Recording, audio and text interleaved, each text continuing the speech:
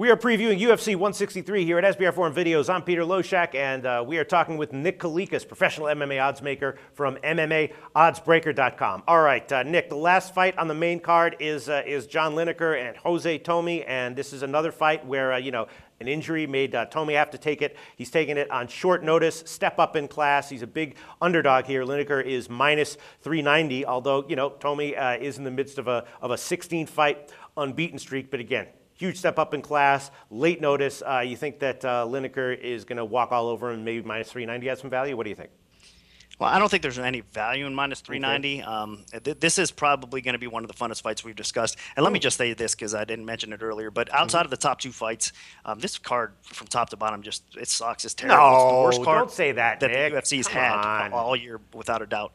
All right, well, we give them compliments, say, oh, this card's going to be sick, this card's going to be stacked. So we got to say it like it is. I mean, this card sucks. Pay-per-view worthy, I don't know, man. I mean, like I said, outside, I think there's two fights that are pay-per-view worthy on this card, and it's the top two. Come on, don't be a negative ninny. This is a great fight. John Lineker and Jose Tome. He's on a 16-fight winning streak. It's his first fight in the UFC. It's not a great fight?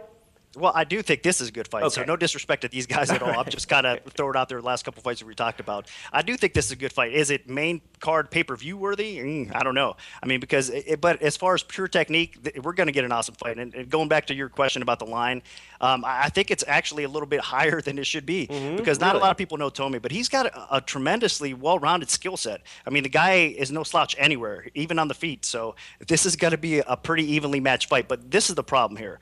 Tome hasn't fought anybody near the level of what you're seeing that he's going to get in Lineker at this stage in his career. Early on, Tome did fight some decent fighters, but out of his recent victories here, this is a huge step up for competition. So even though he's got the well-rounded skill set, anywhere the fight goes, he still doesn't kind of have that killer instinct and the factor that Lineker does. I mean, he's proven that he can compete with the best in the UFC right now. Right. He's on a 2-fight win streak, if I'm not mistaken, Lineker I'm referring to, and he's been more than impressive in those 2 fights. In fact, in his last fight, I actually severely underestimated the guy. He's another fighter we were just talking about earlier with Tom Watson's improvement level. Man, Lineker's improvement, since his debut in the UFC, he's really took his game to another level. Sure. So that's awesome to see because I think this guy's eventually going to get a title shot. He's that good. So that being said, it's going to be a lot more competitive than the line indicates, but Lineker is that good. His improvement continues to amaze me. So I have to say that he's going to probably win this fight too because he's just going to be a little bit too much for Tome anywhere this fight goes. Yeah, it kind of makes me a little bit nervous, though. It seems like it's a little bit of like a no-win situation for Lineker. I mean, if he wins easily, that was expected. If he loses, it's a disaster. Is that, do you think that affects his mentality at all? Maybe, but you're right. It is kind of a no-win situation here for him because he's expected to win.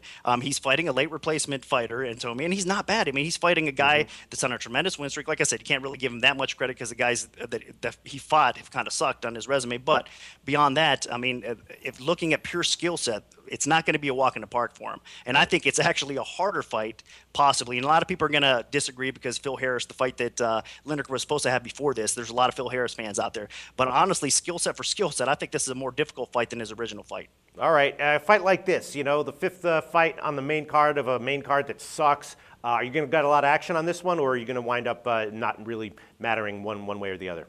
No, I don't think we're going to get, again, where the line is. I mean, people are going to throw Lineker in a bunch of parlays. Yeah. So really, we're probably going to need Tome to pull off the upset. And I hope he's a little bit better than I think he is because I want to see him come out here and basically bust everybody's parlays as far as the sports books are concerned. Right. So you got to be cautious on that, but I don't think it's going to happen. I think the people are going to probably be pretty safe throwing Lineker in a parlay because, like I said, that level change is probably going to be a little bit too much for him. All right. Thanks so much. Great preview. Once again, Nick Kalikas from MMAoddsbreaker.com. We'll talk to you for UFC 164. All right, guys. Thanks.